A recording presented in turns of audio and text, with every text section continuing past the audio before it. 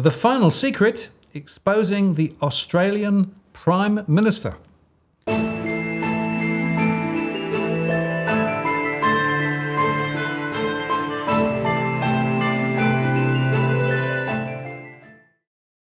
Martin North, John Adams, in the interest of the people. Hi, John.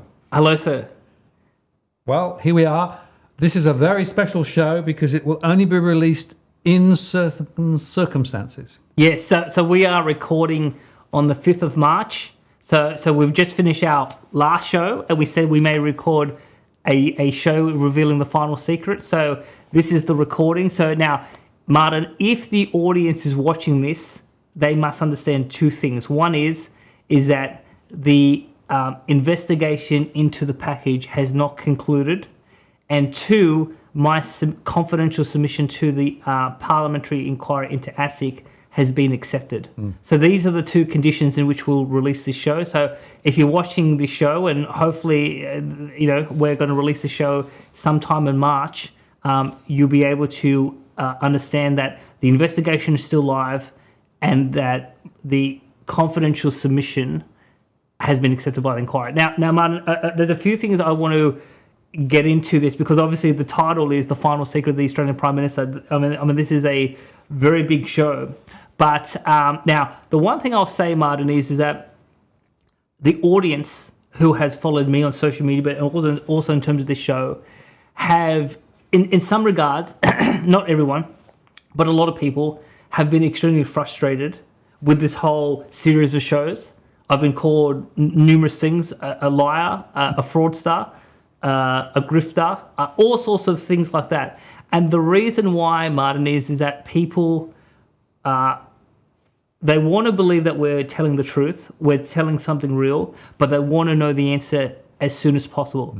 And we've been wanting to, well, at least for me, I'll speak for myself, I've been wanting to tell the public about what's really going on for a very long time. But once you actually understand how the legal system works, there are things that you cannot say, and for two critical reasons, Martin. One is, if you make an allegation, a serious allegation against an individual or an organization or a company, and you can't prove it categorically, they can sue you and they can run you up into legal bills in the hundreds of thousands of dollars.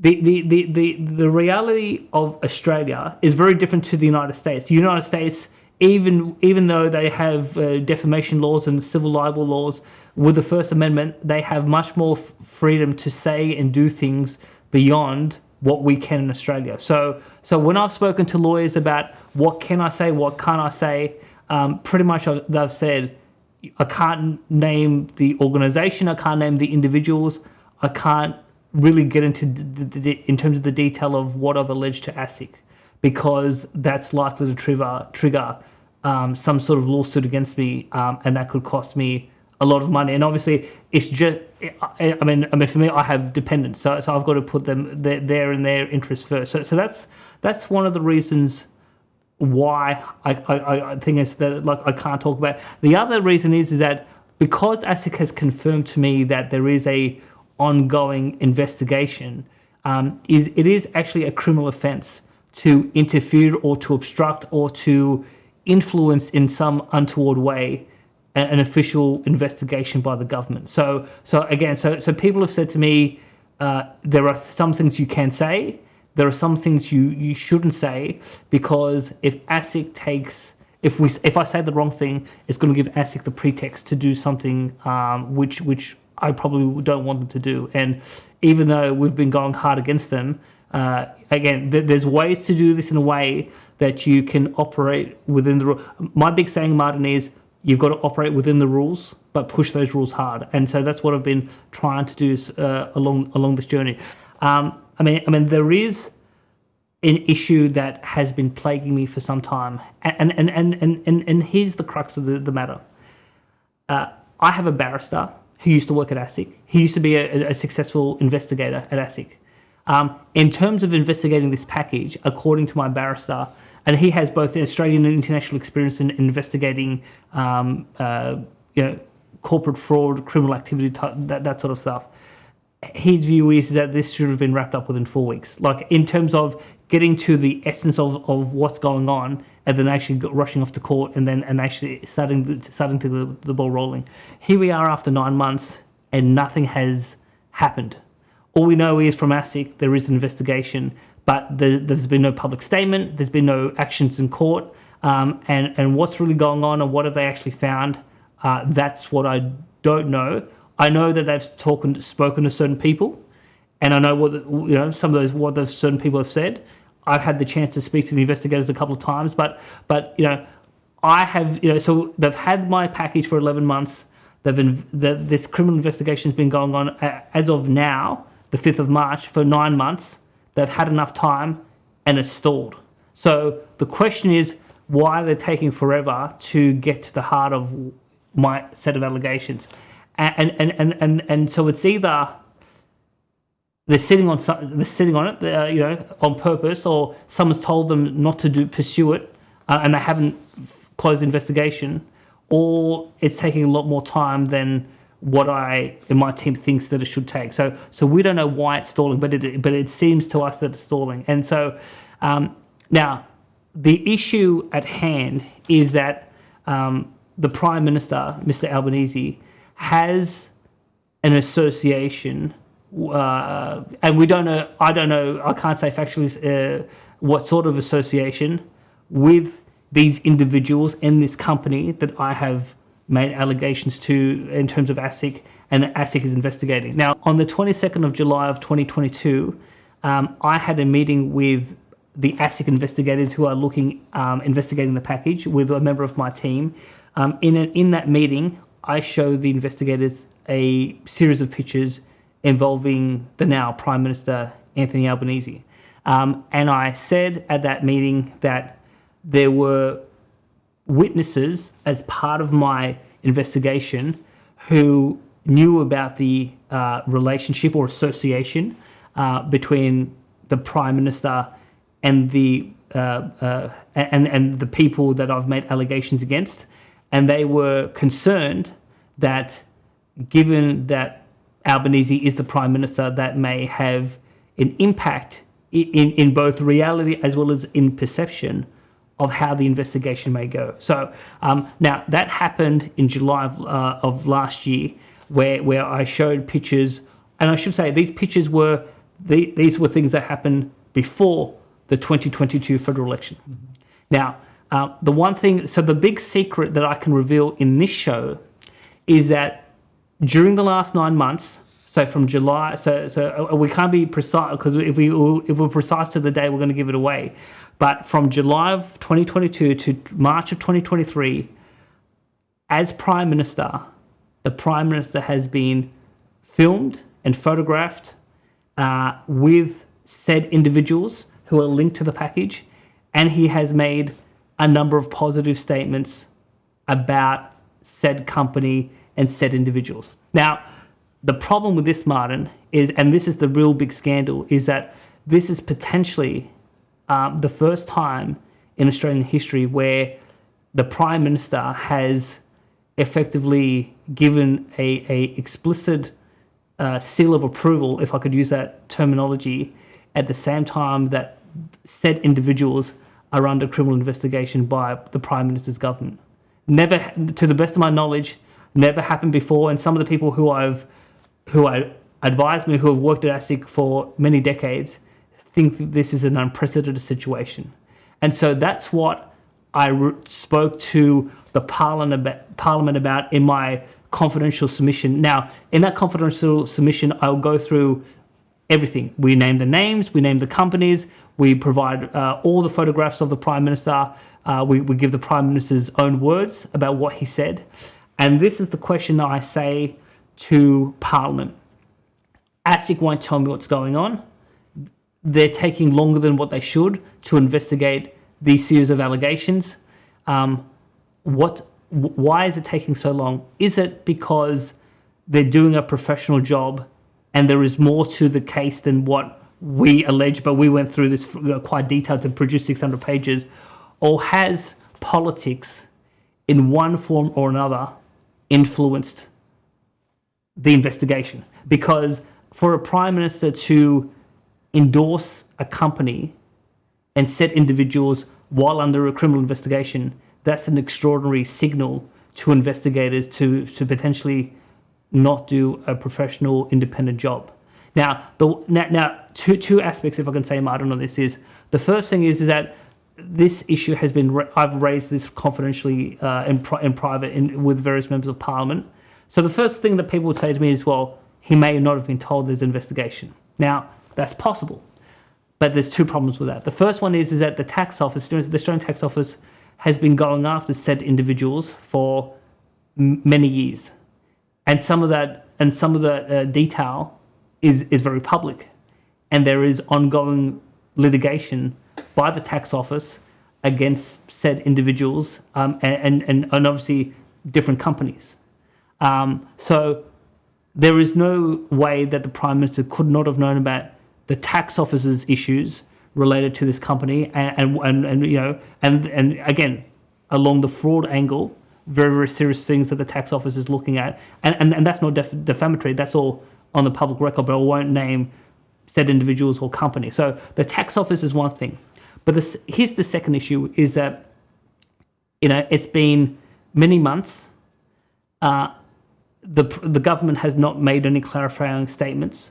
The Prime Minister has made no statements to clarify the public record, and ASIC has said nothing. So we have the members of the public, given that this is to show the interest of the people, who are still engaging in commercial transactions, and no one has warned them to say, well, if you were some way directly or indirectly influenced by the Prime Minister's words and appearances, maybe you shouldn't pay that close of attention to that set of words and those appearances, or maybe you should discard what the Prime Minister said. So the fact that there's been no attempt by the government or the Prime Minister to clarify the public record, and people are still walking around in this country completely in the dark, that is of deep concern to me. And again, if what I've alleged, if this is complete fantasy that John Adams made up, one is they could have knocked it back and not commenced an investigation,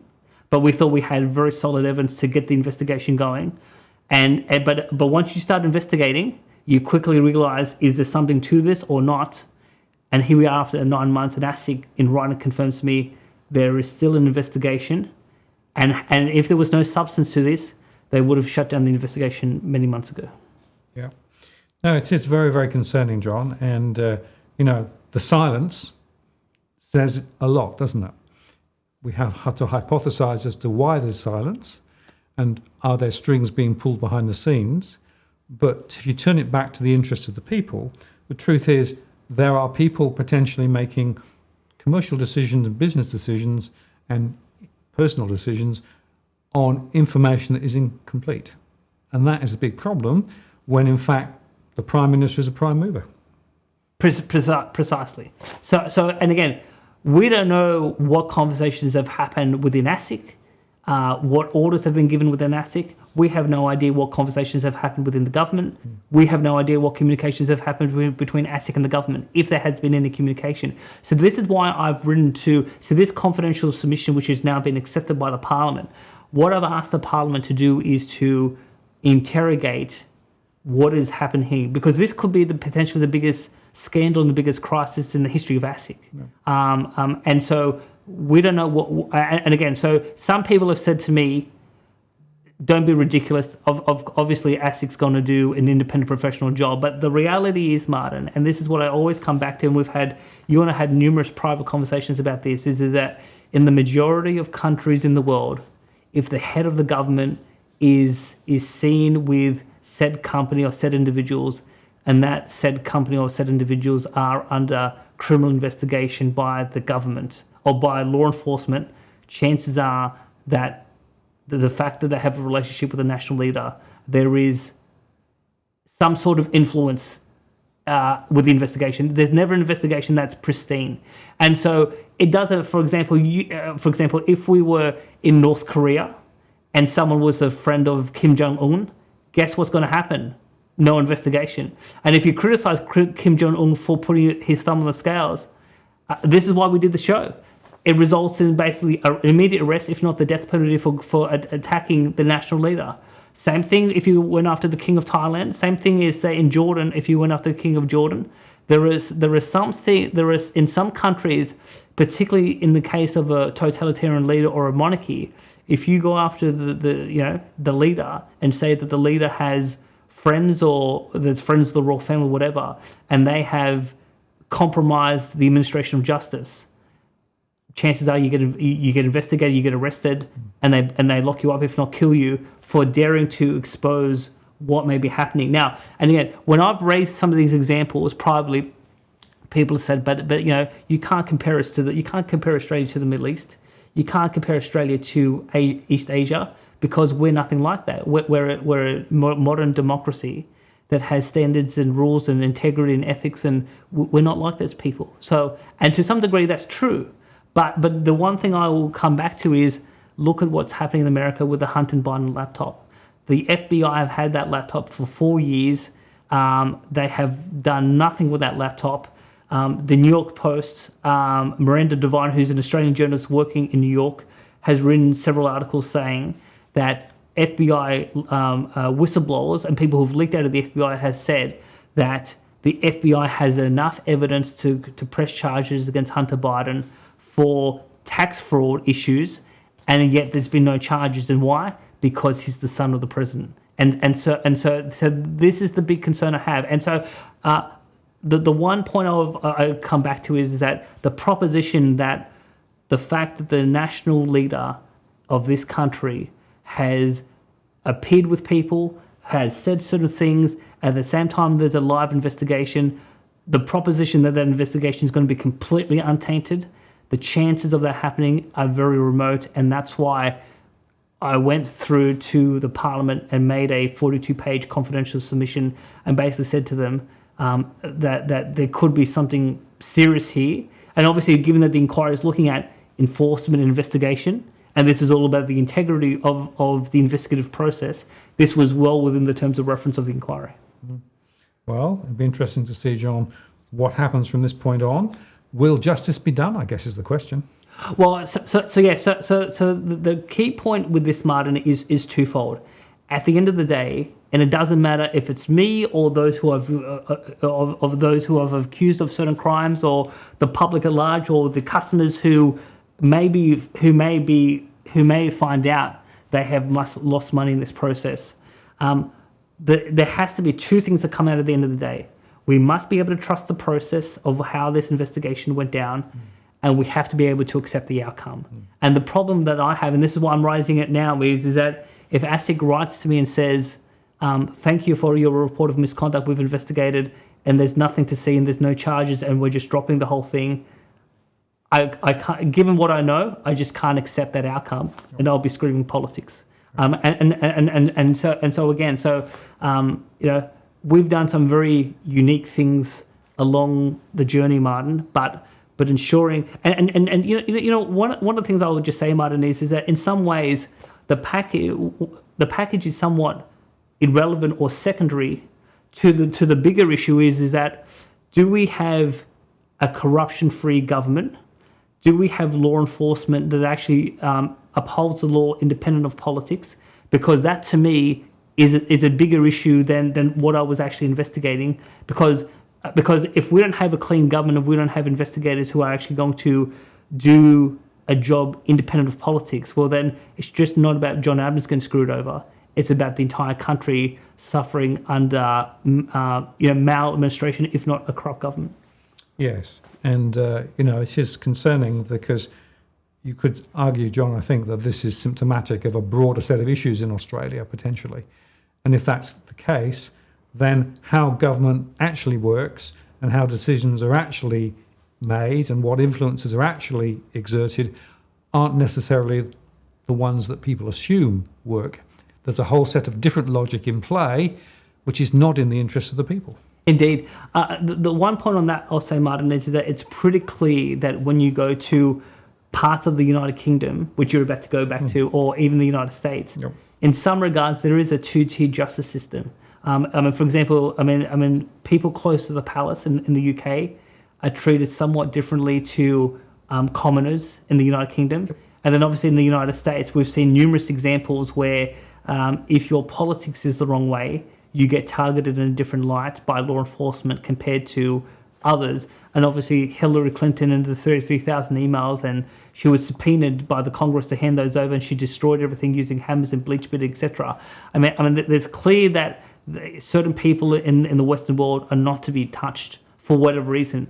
And so the core issue of this episode is, do we have a single standard of justice, or do we also have a two-tiered justice system, and has the interests of the people been compromised by the current Prime Minister? That's the secret.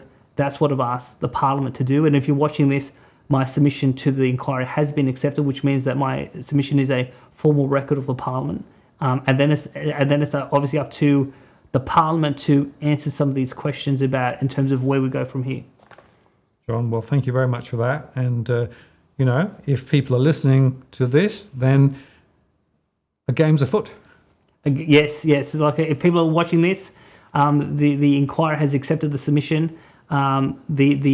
Hopefully at some point I'll be called in to show documents and reveal all that I know, and then it's really up to the politicians who are to the 6 senators and whether and how the senators will go about doing their job.